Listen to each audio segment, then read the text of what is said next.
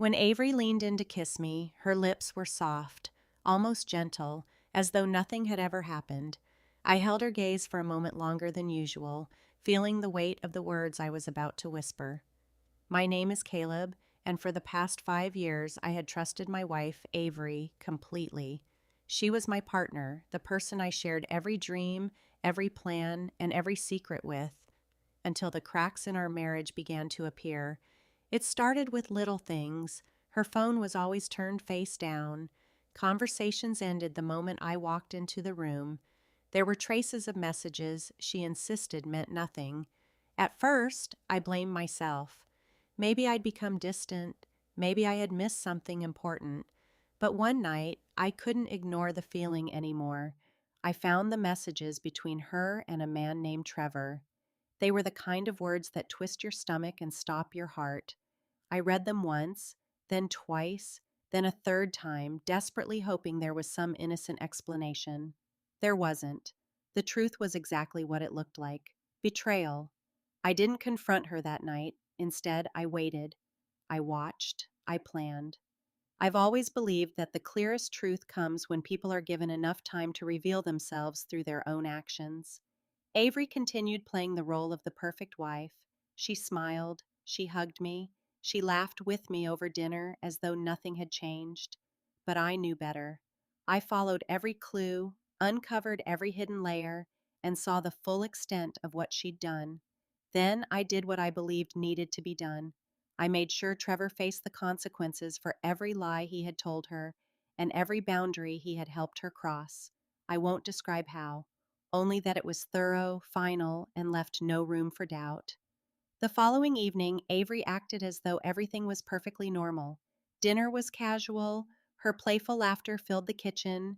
Then she leaned in to kiss me, expecting warmth, forgiveness, perhaps even ignorance. Instead, I gently rested my hands on her shoulders, looked directly into her eyes, and quietly whispered, "I know about your lover, and he's already paid for his part." Her eyes widened instantly. Shock, fear, disbelief. Every emotion crossed her face within a single heartbeat. I remained perfectly calm. I let the silence linger. I wanted her to fully absorb what I'd said. In that moment, she realized she had underestimated me. The woman who had smiled beside me in bed and whispered my name in the darkness now stood before the man who had uncovered every secret she thought she had buried, and who had acted long before she ever suspected. Her lips trembled, her breathing caught. For the first time in years, she looked small, and I felt a strange, icy mixture of sorrow and vindication that only deep betrayal can create. She stood frozen, her hands still half raised, as though she'd forgotten how to move. I didn't rush her. I didn't yell. I simply held her gaze and allowed the truth to settle between us like a stone sinking into still water.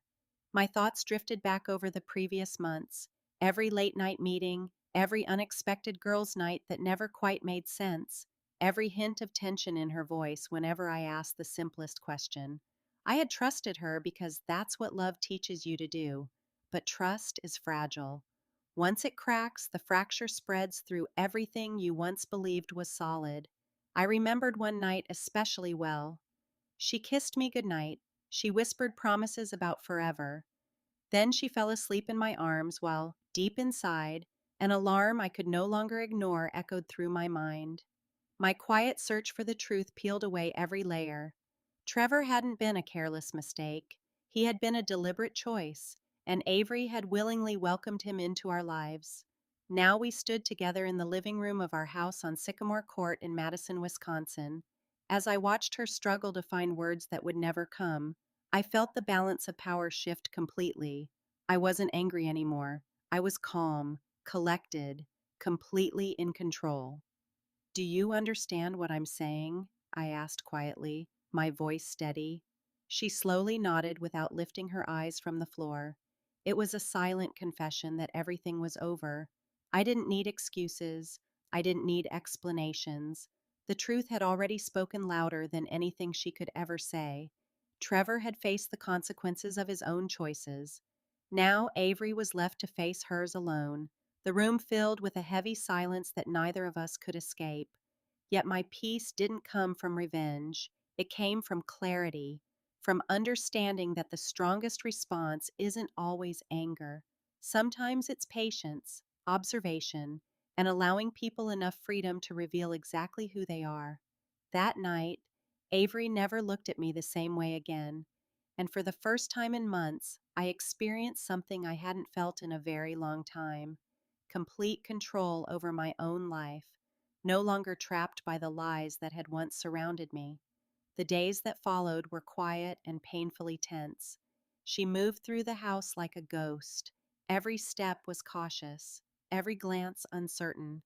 The confident woman I had married seemed crushed beneath the weight of the truth. One evening, she finally tried to speak. "Caleb, I can explain." I slowly shook my head. The words died before they could leave her lips. There was nothing left to explain. The messages, the lies, the betrayal.